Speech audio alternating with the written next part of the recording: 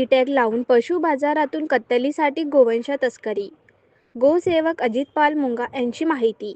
अमरावतीचे Chandur railway police station हद्दीत कत्तलकरिता जनावर वाहतूक होत आहे, अशा माहितीवरून ग्राम चिरोडी येथे नाकाबंदी दरम्यान 4 लहान अप्पे ऑटोमध्ये 8 पूर्ण वाढ झालेले गोवंश मिळून आले.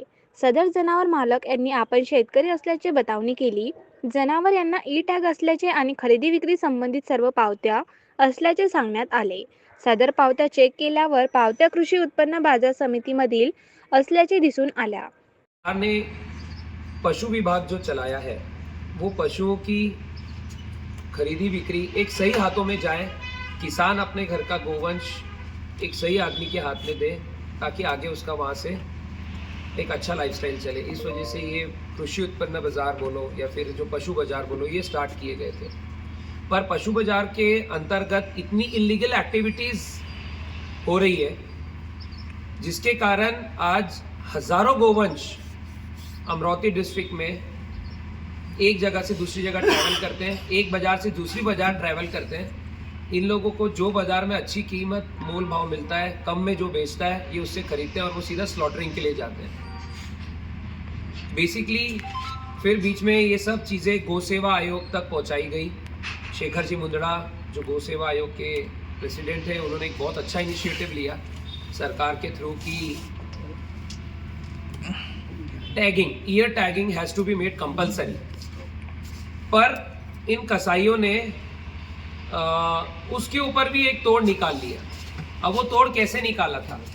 पशु खरेदी विक्री बाजारामधून खोटे ई टॅग लावून मोठ्या प्रमाणात गोवंश खरेदी करून कत्तलीसाठी जातात. खोटे ई टॅग व खोट्या पावत्या तयार करून अनेक गोवंश कत्तलीसाठी जात असल्याचे प्रकरण अनेकदा उघडकीस आले आहे. तेव्हा पशु बाजारात नियमाने ई टॅग लावून गोवंश खरेदी विक्री व्हावी, तसेच त्या गोवंशाची सर्व माहिती पशु बाजार समितीकडे असावे, असे गोसेवक अजित पाल मोंगा यांनी धामणगाव रेल्वे येथे प्रसार माध्यमांना माहिती देताना सांगितले आहे. सभी को जय गौ माता, नमस्कार। पशु बाजार द्वारा जो बिजनेस चल रहा है पशुओं का, जिसमें भारी मात्रा में इलीगल टैगिंग ऑफ गोवंश की एक्टिविटीज़ चल रही है। अब ये इलीगल टैगिंग ये है कि सरकार द्वारा ईयर टैग कंपलसरी कर दिया गया था कि जो भी गोवंश पशु बाजार से बाहर निकलेंगे उनको ईयर टैगिंग कंपलसरी थी विदाउट पावती के। और अभी क्या हो रहा है कि इन लोगों ने, जो कुछ कसाई हैं, इन्होंने इतना स्मार्टली रोल प्ले किया है कि इन्होंने पशु बाजार के अंदर टैगिंग ना करते हुए पशु बाजार के बाहर टैगिंग किया है और बाहर की बारी प्राइवेट वेंडर्स से इन लोगों ने मशीन्स और टैगिंग बुलाकर उन पशुओं का बाहर की बारी बिजनेस व्यापार शुरू किया है। अब इसमें हम लोगों की जो एक बहुत ही इम्पोर्टेंट मांग है पशु बाजार से, एनिमल हस्बेंड्री डिपार्टमेंट से, कि जो भी गोवंश पशु बाजार के बाहर निकलेंगे उसका डॉक्टर सर्टिफिकेट, फिटनेस सर्टिफिकेट कि ये गोवंश वाकई में हल चलाने के लिए और बैलगाड़ी के लिए ये काम के है कि नहीं, वो कंपलसरी होना चाहिए।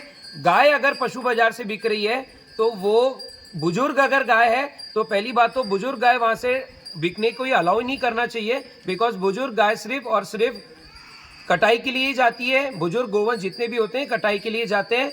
तो प्रॉपर टैगिंग और ट्रांसपोर्टेशन एक्ट इन लोगों के ऊपर एप्लीकेबल होना चाहिए कि जो भी ट्रांसपोर्ट की जिसकी गाड़ी है वो वहाँ पे रजिस्टर्ड होगी तो ही वो वहाँ से बाहर गेट के बाहर निकलनी चाहिए।